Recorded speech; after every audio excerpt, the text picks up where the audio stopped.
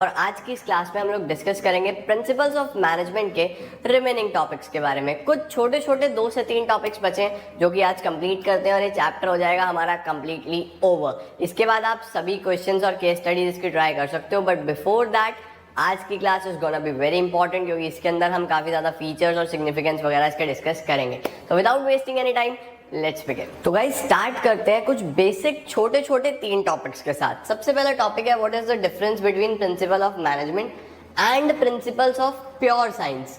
दूसरा, what is the difference between principle of management and techniques of management. तीसरा, what is the difference between principles of management and values. ये हमारा एक topic missing था। तो देखो सबसे पहले प्रिंसिपल्स ऑफ मैनेजमेंट की अगर मैं बात करूं तो principles of management are general guidelines. जो मैंने आपको फर्स्ट वीडियो में समझाया था कि प्रिंसिपल्स ऑफ मैनेजमेंट क्या होते हैं। जनरल गाइडलाइंस होते हैं जो हेल्प करते हैं मैनेजर्स को इन देयर डिसीजन मेकिंग, कि आपको डिसीजन मेकिंग कैसे करनी है, इस तरीके से करो, यहाँ पे ये डिसीजन लो। तो वो बेसिकली प्रिंसिपल्स ऑफ मैनेजमेंट थे। प्रिंसिपल्स ऑफ मैनेजमेंट और प्रिंसिपल्स ऑफ प्योर साइंस में क्या डिफरेंस है। प्योर साइंस जो प्रिंसिपल्स है ना, ये ध्यान रखो, ये रिजिड होते हैं। रिजिड का मतलब क्या होता है कि बिल्कुल यूनिवर्सली सेम है पूरे वर्ल्ड में। जो भी साइंस के प्रिंसिपल्स हैं, भाई साइंस में कहा गया कि हाइड्रोजन ऑक्सीजन से वाटर होगा तो वाटर ही होगा, समझ रहे हो। वो प्योर साइंस के प्रिंसिपल्स हैं। रिजिडिटी होती है, उनके अंदर चेंजेस पॉसिबल नहीं है, वो बिल्कुल रिजिड है, सेम है, उसमें कोई चेंज नहीं है। जबकि मैनेजमेंट के प्रिंसिपल्स ह्यूमंस पे बेस्ड हैं और ह्यूमन बींग्स को समझना तो इम्पॉसिबल है, तो वहां पे देयर आर चांसेस कि उनको चेंज करा जा सकता है। उसके बाद principles of management and techniques of management. अब समझो, प्रिंसिपल्स ऑफ मैनेजमेंट ने आपको एक गाइडलाइन दे दी, आपको समझा दिया कि आपने किस तरीके से काम करना है, लेकिन टेक्निक्स आपको बताएंगी कि एक्चुअल में इसके अंदर कैसे काम होगा। जैसे फॉर एग्जांपल गाइडलाइन मिली डिवीजन ऑफ वर्क में कि काम को बांट दो, तो आपको स्पेशलाइजेशन मिलेगा अगर आप काम को डिवाइड करते हो। अब एक टेक्निक आया फंक्शनल फॉरमैनशिप। फंक्शनल फॉरमैनशिप ने हमें सिखाया कि आप किस तरीके से काम को बांटो, समझ रहे हो। तो अल्टीमेटली अगर हमें इस गाइडलाइन को भी देखना है कि इसको भी कैसे करा जाए, ये हमें क्या बता रहा है कि क्या करा जाए और ये क्या बता रहा है कि कैसे करा जाए, तो ये बेसिक डिफरेंस होगा प्रिंसिपल्स में और टेक्निक्स में। देखो एक और प्रिंसिपल का एग्जांपल ले लेते हैं, एक और प्रिंसिपल लेते हैं। फॉर एग्जांपल हम लोग कौन सा प्रिंसिपल का एग्जांपल लें, हम लोग एग्जांपल ले सकते हैं यहाँ पे। फॉर एग्जांपल देखो, science not rule of thumb. Science not rule of thumb क्या बोलता था। देखो science not rule of thumb हमें सिखाता था कि हर चीज का एक बेस्ट मेथड है, उस बेस्ट मेथड को फाइंड करो, उसके हिसाब से काम करो। तो science not rule of thumb ने हमें ये सब सिखाया। अब वो बेस्ट मेथड कैसे फाइंड होगा, उसकी एक टेक्निक थी work study,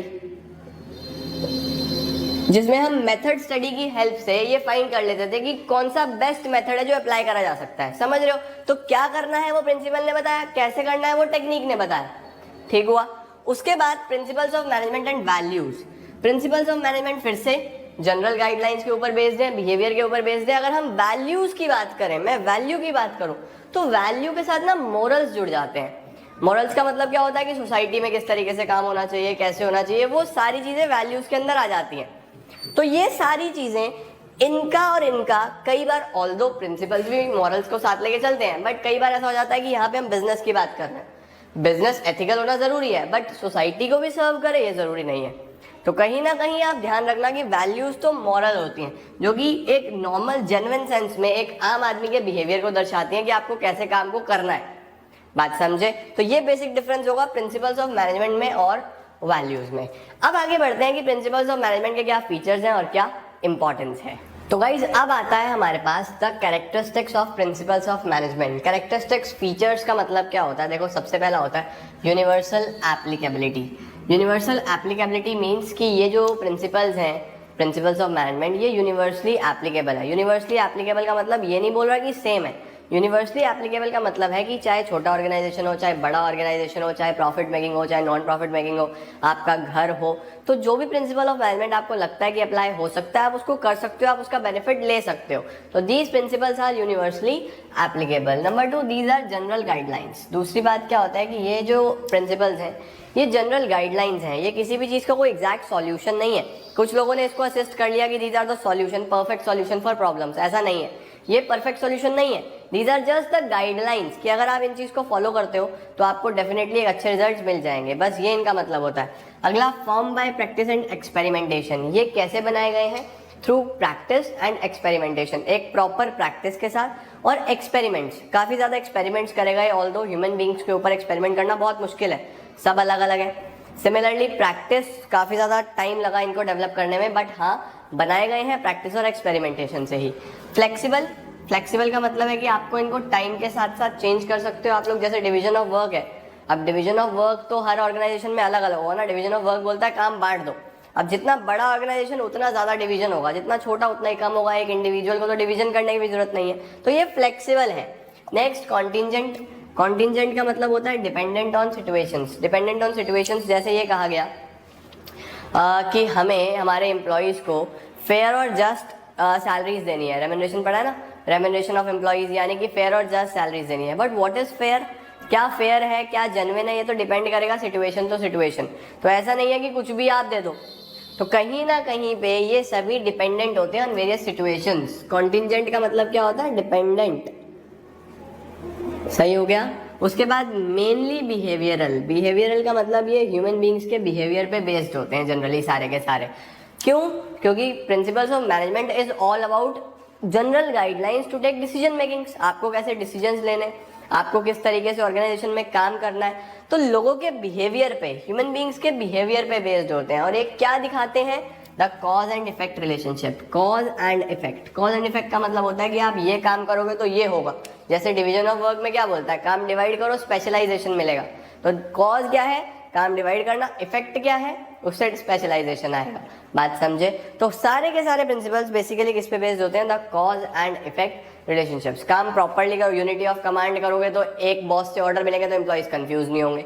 cause and effect relationship, तो हर जगह पे ये cause and effect relationship show करते हैं सभी के सभी प्रिंसिपल्स। तो ये हमारे फीचर्स हैं। यूनिवर्सली एप्लीकेशन, जनरल गाइडलाइंस, किसी चीज का एग्जैक्ट सॉल्यूशन नहीं है, सिर्फ जनरल गाइडलाइंस है। Form by practice and experimentation, एक दिन में डेवलप नहीं हुआ, काफी टाइम के बाद हुआ है। फ्लेक्सिबल, टाइम के साथ आपको चेंज करने होंगे सिचुएशंस के accordingly. Contingent, dependent on situations होते हैं, बिहेवियर पे बेस्ड होते हैं ह्यूमन बीइंग के। और क्या दिखाते हैं? Cause and effect relationships. अब देखते हैं हम लोग इसकी इंपॉर्टेंस। अब गाइज हमें करना है the importance of principles of management. Importance में वी हैव 6 पॉइंट्स और काफी बेसिक पॉइंट्स हैं जो आपको एकदम समझ में आ जाएंगे। तो सबसे पहला इंपॉर्टेंस कह लो, नीड कह लो, रोल कह दो, सब में एक ही आंसर आता है। तो क्यों इंपॉर्टेंट है principle? Number 1, they provides manager with useful insights into reality. इसका मतलब क्या हुआ? इसका मतलब ये हुआ कि ये प्रिंसिपल्स मैनेजर्स को यूजफुल इनसाइट्स देते हैं। यूजफुल इनसाइट्स का मतलब होता है यूजफुल इंफॉर्मेशन देते हैं कि किस तरीके से फ्यूचर में क्या हो सकता है, एक तरीके से पीपिंग इनटू द फ्यूचर, और किस तरीके से सारा काम ऑर्गेनाइजेशन में करना चाहिए। तो मैनेजर्स को एक यूजफुल इंफॉर्मेशन मिल जाती है, जिस बेसिस पे अगर वो चाहें तो उनको फॉलो करके प्रॉपरली सारी चीज़ों को इम्प्लीमेंट कर सकते हैं और ऑर्गेनाइजेशन को काफ़ी ज़्यादा आगे लेके जा सकते हैं। तो what they brings with useful insights, यानी insights means information into reality. दूसरा, ऑप्टिमम यूटिलाइजेशन ऑफ रिसोर्सेज। अगर आप प्रिंसिपल्स को फॉलो कर रहे हो तो आप हर चीज़ प्रॉपर मैनर में करोगे, बिल्कुल भी वेस्टेज नहीं होगी, बिल्कुल भी ओवरलैपिंग नहीं होगी, कोई भी ओवर प्रोडक्शन नहीं होगा, कोई भी अंडर स्टाफ या ओवर स्टाफ नहीं होगा, तो बिल्कुल भी रिसोर्सेज वेस्ट नहीं होंगे। It results in the proper utilisation of resources. Resources का प्रॉपर यूटिलाइजेशन होता है, सारा काम ऑन टाइम होता है, बिल्कुल भी गड़बड़ नहीं होती। इससे क्या होने वाला है? हमारा जो ऑर्गेनाइजेशन के रिसोर्सेज है वो बिल्कुल एक तरीके से टू द बेस्ट यूटिलाइज हो जाते हैं और ऑर्गेनाइजेशन में ग्रोथ हमें देखने को मिलती है, प्रॉफिट्स हमें देखने को मिलते हैं। तीसरा क्या आता है? Scientific decisions. देखो, जब आप प्रिंसिपल्स ऑफ मैनेजमेंट की बात करते हो तो टेलर के प्रिंसिपल्स तो बेसिकली साइंस पे ही बेस्ड थे, साइंटिफिक चीज़ों पे बिलीव करते थे टेलर। तो सारी चीज़ें वो क्या बोलते थे कि साइंटिफिकली होनी चाहिए। और प्रिंसिपल्स ऑब्वियसली किस पे बने हैं? बहुत ज़्यादा प्रैक्टिस, बहुत ज़्यादा एक्सपेरिमेंटेशन के बाद बने हैं। तो अगर आप इन प्रिंसिपल्स को फॉलो करते हो तो आपकी डिसीजन मेकिंग काफ़ी बेटर होती है। क्यों? क्योंकि आपको पता होता है कि ऑर्गेनाइजेशंस में जो बड़ी बड़ी कंपनीज हैं उन्होंने क्या चीज़ फॉलो करी है, कैसे काम हुआ है। तो कहीं ना कहीं it help you in taking the scientific decisions which will help your organisation to grow ultimately. Number 4 क्या आता है हमारे पास? Meeting changing environment requirements. अब ऑर्गेनाइजेशन तो डायनामिक है, बार बार चेंज होता रहता है, हमारा एनवायरनमेंट भी डायनामिक है, बार बार चेंज होता रहता है, तो कहीं ना कहीं हम लोगों के जो डिसीजन मेकिंग है वो भी इसी तरीके की होनी चाहिए, जो प्लानिंग है वो भी इसी तरीके की होनी चाहिए। इसीलिए हम देखते हैं कि मैनेजमेंट के प्रिंसिपल्स फ्लेक्सिबल हैं। अभी मैंने आपको फीचर्स में पढ़ाया ना, फ्लेक्सिबल है। फ्लेक्सिबल क्या शो करता है कि आप टाइम के साथ साथ उन्हें चेंज कर सकते हो, अपनी ऑर्गेनाइजेशन के हिसाब से उन्हें चेंज कर सकते हो। तो यहाँ पे भी आपको ध्यान रखना है इन्हीं सभी चीजों का कि ये हमें हेल्प करते हैं in meeting the changing environment requirements. Number 5, fulfilling social responsibility. Social responsibility का मतलब क्या? समाज की भी सेवा करना। अब देखो, ऑर्गेनाइजेशन का सिर्फ अपने ऑर्गेनाइजेशन ऑब्जेक्टिव तो नहीं होते, उसके सोशल ऑब्जेक्टिव्स भी होते हैं, सोसाइटी के टवर्ड्स भी काम करना होता है। तो प्रिंसिपल्स को अगर हम देखें तो प्रिंसिपल सिर्फ ऑर्गेनाइजेशन ऑब्जेक्टिव्स ही नहीं, सोशल ऑब्जेक्टिव्स को भी फुलफिल करने में हेल्प करते हैं। For example the principle of equity. Equity क्या बोलता है कि सबको एक समान लेके चलो, वो पैसे के हिसाब से नहीं कि किसी के जेंडर पे, कास्ट पे, रिलीजन पे कोई भी डिस्क्रिमिनेशन नहीं होना चाहिए, सब एक समान चलने चाहिए। इसीलिए क्या बोला जाता है, ये जो प्रिंसिपल्स हैं ये हमें सोशल रिस्पॉन्सिबिलिटी पूरी करने में भी हेल्प करते हैं। लास्ट क्या आता है? Management training, education and research. देखो, सबसे पहले तो जितने भी प्रिंसिपल्स हैं वो सारे के सारे एक काफी ज्यादा प्रैक्टिस एक्सपेरिमेंटेशन के बाद डेवलप हुए। तो एक ऑर्गेनाइजेशन के डेवलपमेंट के लिए, एक मैनेजमेंट की ट्रेनिंग के लिए, एजुकेशन के लिए और रिसर्च के लिए ये काफी अच्छा एक बेस, काफी अच्छी एक गाइडलाइन, काफी अच्छा एक जेन्युइन एक बेस बन सकते हैं, जो कि हेल्प करते हैं मैनेजमेंट को प्रॉपर ट्रेनिंग में भी, डेवलपमेंट में भी और ग्रोथ में भी। तो रिसर्च वर्क भी प्रॉपर हो जाता है इनकी मदद से, क्योंकि ये किस में होते हैं बेसिकली, ये हमें शो करते हैं कॉज एंड इफेक्ट रिलेशनशिप, कि आप ये काम करोगे तो ये होगा।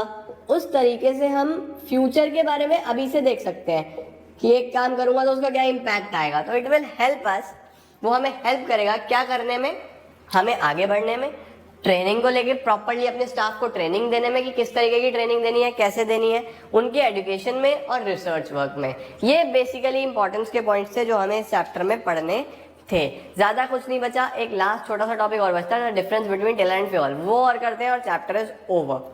अब गाइस लास्ट आता है हमारे पास the difference between Fayol and Taylor. तो देखो यार, सबसे पहले जो डिफरेंस आ रहा है वो आ रहा है फोकस का, कि मेन फोकस किसका कहाँ पे था। तो टेलर का जो फोकस था वो सारा का सारा, सॉरी फ्योल का जो फोकस था वो सारा का सारा टॉप लेवल मैनेजमेंट पे था, जबकि टेलर का फोकस जो था वो shop floor level of factory पे था। यानी टेलर ने सारी फैक्ट्री की बात करी थी, एम्प्लॉइज की बात करी थी, जबकि फ्योल ने सारी टॉप मैनेजमेंट की बात करी, डिसीजन मेकिंग की बात करी।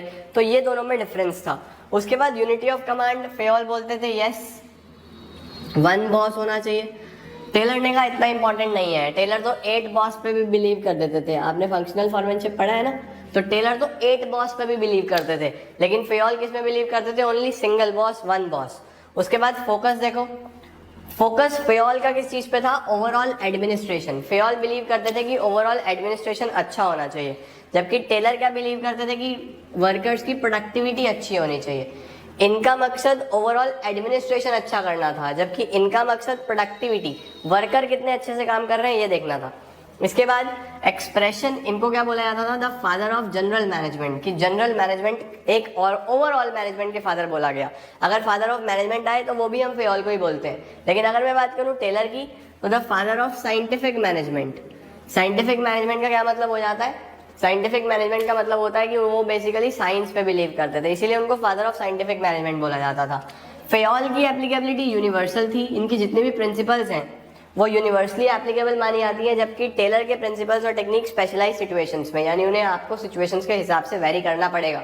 उसके बाद पर्सनालिटी की बात करें तो फ्योल कौन थे? फ्योल एक प्रैक्टिशनर थे, जबकि टेलर कौन थे? टेलर साइंटिस्ट थे, साइंस पे बिलीव करते थे वो सारा का सारा काम। तो ये बेसिक डिफरेंस आ जाते हैं जो फ्योल और टेलर के अंदर आपको पढ़ने हैं। इसके बाद कुछ और चीजें हैं, काफी ज्यादा पॉइंट्स आ सकते हैं, तो आप रीड कर लो आराम से, पूरा ओवरऑल ओवरव्यू ले लो चैप्टर का। और हमने काफी ज्यादा मेनली सारी चीजें कंप्लीट कर ली।